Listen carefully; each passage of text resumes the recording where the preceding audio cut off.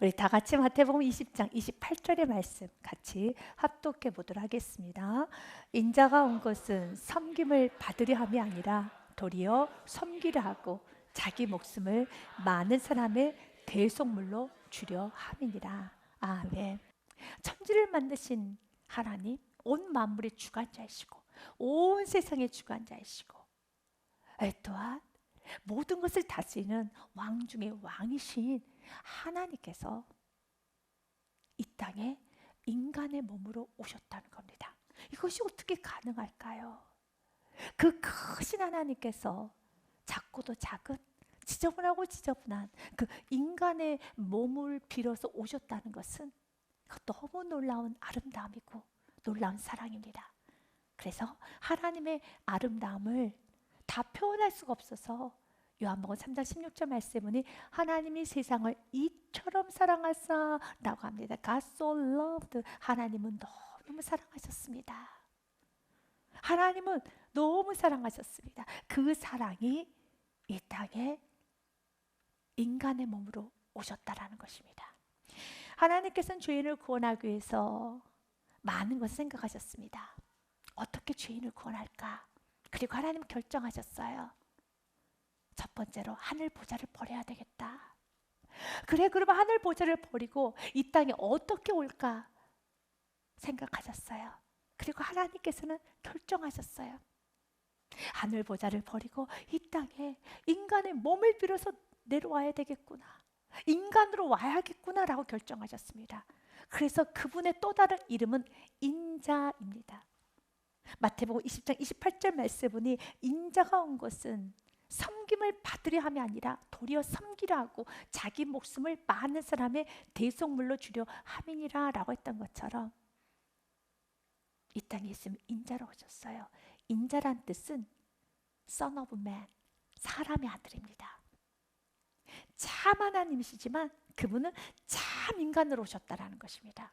그래서 성경에서는 88번 정도나 예수님 자신을 표현할 때 나는 하나님이야. 나 예수는 하나님이야. 나는 전능한 하나님이야.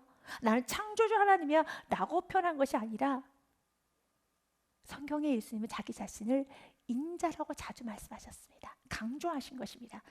내가 참 인간이라는 것을. 물론 우리 예수님은 참 하나님이십니다. 그분은 하나님이십니다. 그러나 오늘도 힘주어 예수님은 강조하십니다. 나는 하나님 맞아. 하지만 나는 참 인간이야 라고 인자를 강조하십니다. 왜 우리 예수님께서는 나는 사람의 아들, 나는 사람, 난 참 인간, 너와 동일한 인간, 혈과 육을 가진 인간이라는 것을 왜 이렇게 강조하셨을까요? 히브리서 4장 말씀에 보면 15절에 우리에게 있는 대제사장은, 여기서의 대제사장은 이 땅에 육신의 몸으로 오신 예수 그리스도를 말합니다. 예수님은 우리의 연약함을 동정하지 못하실 이가 아니요 모든 일에 우리와 똑같이 시험을 받으신 이로되 죄는 없으시니라. 그렇습니다. 이 땅에 참 인간으로 오신 예수님은 참 하나님이시기 때문에 죄는 없습니다. 완전하십니다. 그분은 회전하는 그림자조차 없을 정도로 그분은 완전하신 분이십니다. 하지만 그분은 우리와 동일한 인간이시기 때문에 우리가 겪을 수 있는 모든 고통을 다 겪으셨습니다. 그래서 우리의 연약함을 동정하여 주십니다. 우리의 슬픔과 우리의 아픔과 외로움과 고통과 우리 안에 있는 모든 여러분 아픔을 다 이해하십니다. 무엇 때문에 불안해하고 무엇 때문에 무서워하고 무엇 때문에 조급해하고 무엇 때문에 큰 상처를 받았는가 예수님은 너무 잘 아세요. 그래서 여러분 마음 가운데 예수님은 지금 내가 겪고 있는 이 상처, 고통, 이 아픔 모르실 거야 라고 생각하지 마십시오. 예수님은 잘 아십니다. 예수님께서는 우리의 아픔을, 우리 고통을 잘 아세요. 지금 우리가 무엇 때문에 불안해하고 있고 무엇 때문에 떨고 있고 무엇 때문에 슬퍼하고 있는가도 너무 잘 아세요. 우리의 연약함을 아신다는 겁니다. 우리의 실패를 아시고 우리 안에 있는 이 무능함을 아시고 너무너무 작은 우리의 모습을 잘 아십니다. 그래서 예수님은 우리의 연약함을 동정하지 못하실 리가 아니요 라고 하셨던 것처럼 우리를 동정하여 주십니다. 동정이란 단어가 세상에서는 그리 좋게 사용되지는 않은 것 같습니다. 누군가 나를 동정하면 왜 당신이 나를 동정해? 라고 동정이란 단어가 좋게 사용되지 않는데 동정은 너무 아름다운 단어예요. 정말 아름다운 단어입니다. 그리고 이 동정은 예수님에게만 사용할 수 있는 단어고 예수님만이 할 수 있는 단어입니다. 동정은 공감이라는 단어와 비슷하게 사용되는 것 같지만 다릅니다. 여러분, 공감이란 뜻은 상대방의 아픔과 고통을 함께 느끼는 것이죠. 그래서 다른 사람의 입장이 되어서 그 아픔과 그 고통을 내가 함께 느끼고 함께 위로해 주는 것을 공감이라고 합니다. 그래서 공감을 영어식으로 표현해 본다면 이렇게 표현합니다. 다른 이의 신발을 신는다.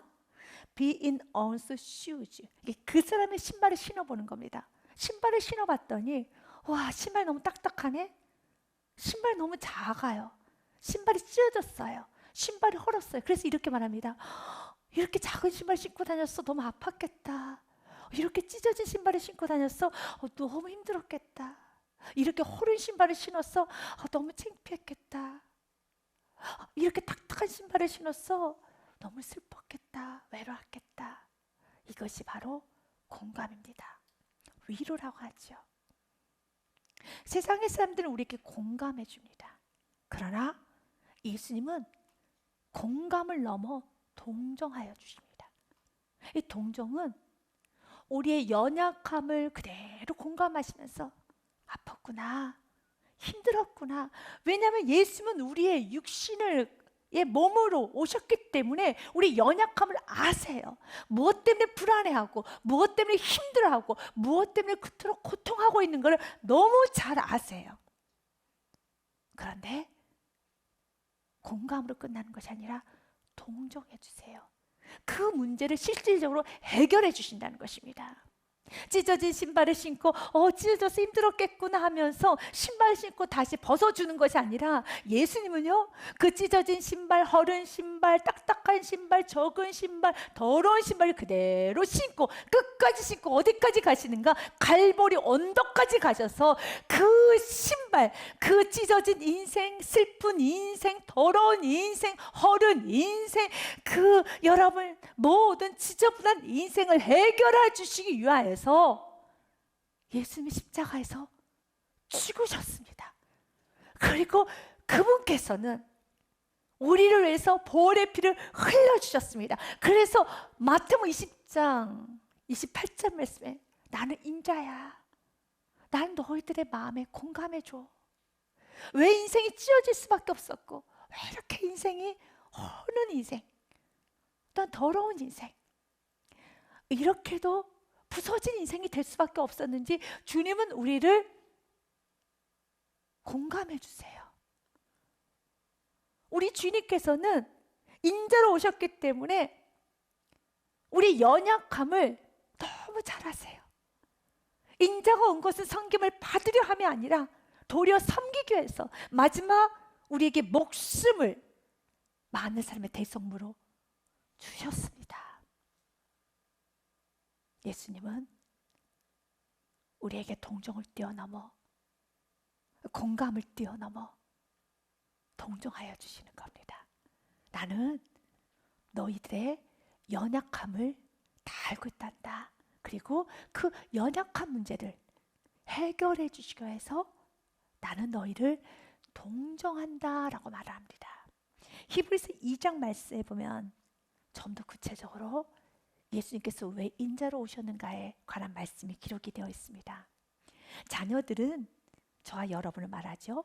혈과 육에 속하였으며 육신의 몸으로 입고 있습니다. 혈과 육에 속하였으며 그도 예수 그리스도를 말합니다. 예수 그리스도도 또한 같은 모양으로, 우리와 동일한 모양으로 혈과 육을 함께 지니심은 그 이유는 죽음을 통하여 죽음의 세력을 잡은 자 곧 마귀를 멸하시기 위하여. 믿으십니까? 바로 마귀가 인간을 잡고 있어요. 그래서 죄를 짓게 합니다. 점점 더 슬프고 우울하고, 여러분, 인생을 망가뜨립니다. 세상 정욕에 망가뜨립니다. 욕심과 이기심에 교만에 망가뜨립니다. 모든 세상 더러운 것에 망가뜨립니다. 게으름과 그리고 육신의 모든 나태함으로 점점 더 우리를 무너뜨려 가서 바로 15절처럼 그 마귀는 한평생 우리를 종처럼 끌고 다닙니다. 죽음으로 끌고 갑니다. 죽음 너머에 있는 지옥으로까지 끌고 간다라는 것입니다. 또 죽기를 무서함으로 한평생 매어 종노하는 모든 자를 놓아주게 하시기 위하여서 예수님께서는 우리와 동일한 육신의 몸을 입고 이 땅에 오셔서 죄인인 내가 죽어야 되는데 나를 대신하여서 참 인간으로 오신 예수님께서 십자가의 대속물이 되어서 죽으셨습니다. 그리고 예수 말합니다. 이는 확실히 천사들을 붙들어 주려 하심이 아니요, 이 땅에 예수님께서 오신 그 십자가의 사건은 천사들을 위한 게 아니에요. 어떤 피조물을 위한 게 아닙니다. 오직 저와 여러분, 오직 사람, 특별히 어떤 사람? 아브라함의 자손들을 붙들어 주려 하십니다. 여기서 아브라함의 자손은 혈통으로의 아브라함의 자손을 말하는 것이 아닙니다. 율법으로 된 아브라함의 자손을 말하는 것이 아닙니다. 로마서 4장 13절 말씀에 보니 아브라함이나 그 후손에게 세상의 상속자가 되리라고 하신 언약은 율법으로 말미암은 것이 아니요, 혈통으로 말미암은 것이 아니요, 전통으로 말미암은 것이 아니라 오직 예수를 믿는 믿음으로 깨끗게 의로 말미암은 것이니라. 아멘. 예수님께서는 천사를 붙잡아 주시기 위하여서 인자로 오신 것이 아니라 바로 예수를 나의 구원자로 모셔드린 연약한 나의 자녀들 붙잡아 주기 위해서, 여전히 구원을 받았음에도 불구하고 너무 쉽게 사단의 종로를 탈 수밖에 없는, 그 본성대로 돌아갈 수밖에 없는, 사단에 매어 살 수밖에 없는 저와 여러분을 구원하기 위하여서, 붙잡아 주시기 위하여서 인자로 오신 것입니다. 그리고 그 붙잡아 주신 예수님은 우리에게 말합니다. 나는 너를 도와줄 것이다. 18절 말씀에도 이렇게 말합니다. 그가 시험을 받아 고난을 당하셨은지. 예수님도 시험을 받으셨어요. 예수님은 연약함이 없으신 완전하신 분이시기 때문에 시험을 받아야 될 이유가 없어요. 예수님 유혹을 받아야 될 이유가 없어요. 그러나 예수님은 시험을 받으셨어요. 고난도 당하셨어요. 그 이유는 시험 받는 자들, 우리는 매일매일 시험, 매일매일 유혹, 매일매일 연약함 때문에 사단이 우리를 가지고 놀아요. 매일매일 우리를 조롱하듯이 우리에게 다가옵니다. 연약하기 때문에. 그런데 예수님 말합니다. 예수님께서 내가 시험을 받아 고난을 당한 이유는 시험 받은 자들을 능히 도우실 수 있느니라. 우리를 도와주기 위해서. 너무 잘 아십니다. 우리가 무엇 때문에 지금 시험을 받았는지, 무엇 때문에 유혹을 받았는지, 무엇 때문에 지금 넘어지고 있는지, 무엇 때문에 불안해하고, 무엇 때문에 지금 조급해하고, 무엇 때문에 마음에 분노가 일어나고, 무엇 때문에 지금 찬양을 잃어버리고 비전을 잃어버리고 하나님의 뜻을 저버렸는지 너무 잘 아세요. 그래서 주님은 우리에게 말합니다. 나는 너의 연약함을 동정하지 못하실 분이 아니야. 그러나 주님 우리에게 말합니다. 때를 따라 돕는 은혜가 있으니 예수님께 나오셔야 되는 것입니다. 하나님의 사람 다윗, 그도 무너졌던 시간이 있었습니다. 그가 밧세바에 큰 범죄를 합니다. 하나님이 싫어하는 간음이란 범죄를 합니다. 그러나 그는 그 범죄를 하고 나서도 자기가 죄를 지었다라는 이 죄에 대한 인식이 없었습니다. 그래서 약 10개월에서 1년간 그는 국정생활, 왕으로서의 생활을 전혀 흐트러지지 않고 했습니다. 자신의 삶이 지금 무너져 있다는 것을 다윗은 몰랐어요. 그러나 우리는 알죠. 어떻게 합니까?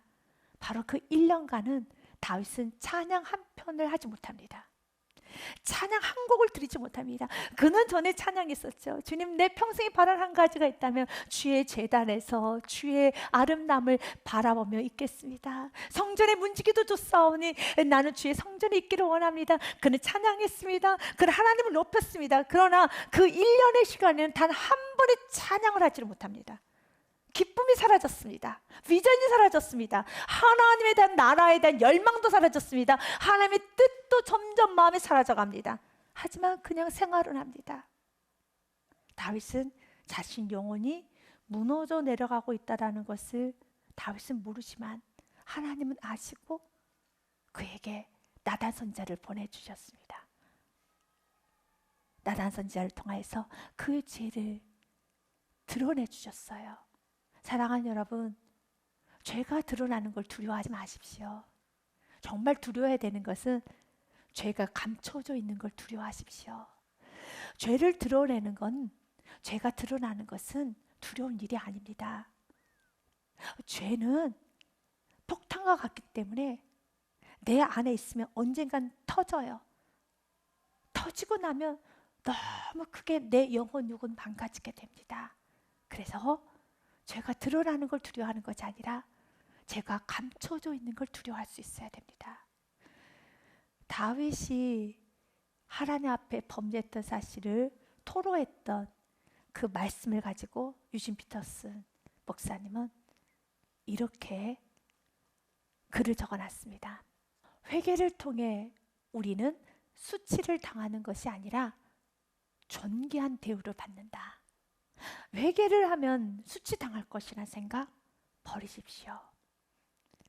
회개를 통해 우리에게 수치당하지 않습니다. 굉장한 존귀한 대우를 받습니다.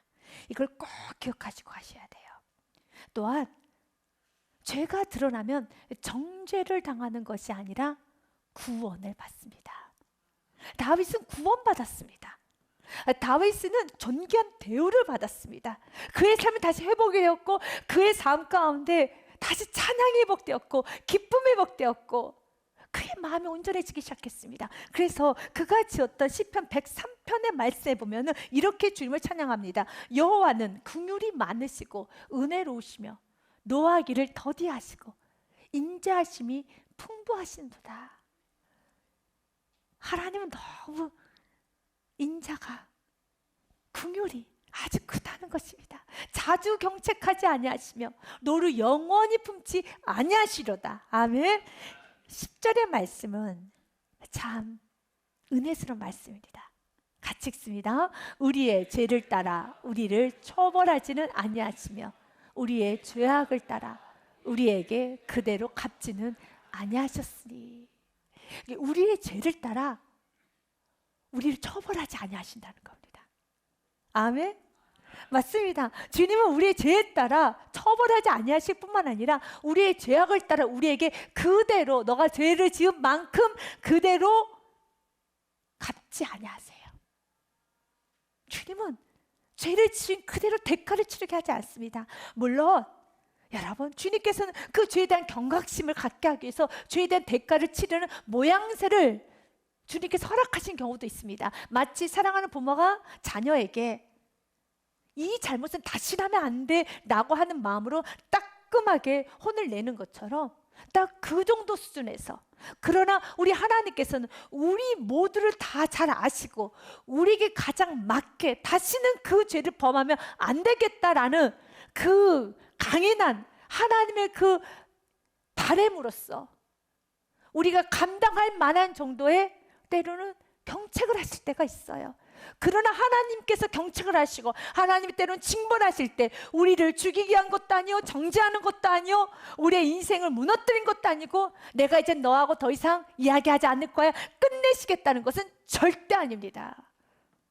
주님은 우리가 하나님이 허락하신 경책을 이길 수 있는 한도 내에서만 주님 허락하셔서 다시는 그 죄, 그 교만의 죄는 지으면 안 되지.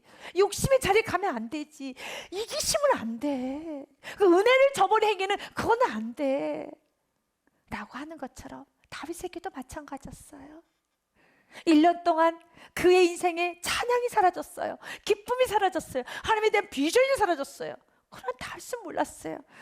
말씀의 빛을 받고 그가 깨닫고 난 후에 그는 찬양합니다.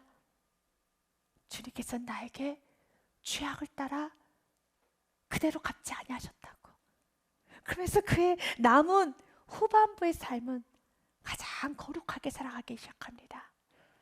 주님은 오늘 우리들에게 말합니다.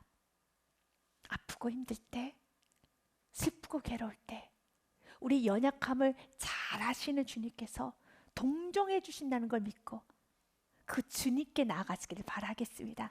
특별히 죄를 지었더라면, 죄로 인한 슬픔, 죄로 인한 아픔, 이게 죄와 연관된 문제라면, 이것이 죄의 문제로 파생된 많은 사건이라면 있는 모습 그대로 주님께 나오십시오. 숨지 마시길 바라겠습니다. 시편의 말씀 139편 말씀 7절 말씀에 보면 이렇게 말씀이 되어 있습니다.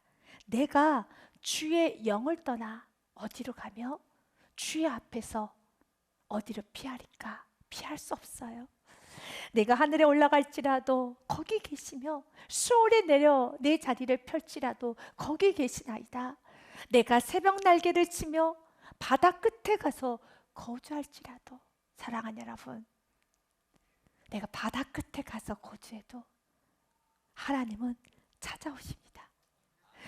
이 말씀이 죄를 짓고자 하나님 곁을 떠나고자 하는 성도에게는 이 말씀은 너무 답답하고 불편하고 듣기가 싫은 말씀일 겁니다.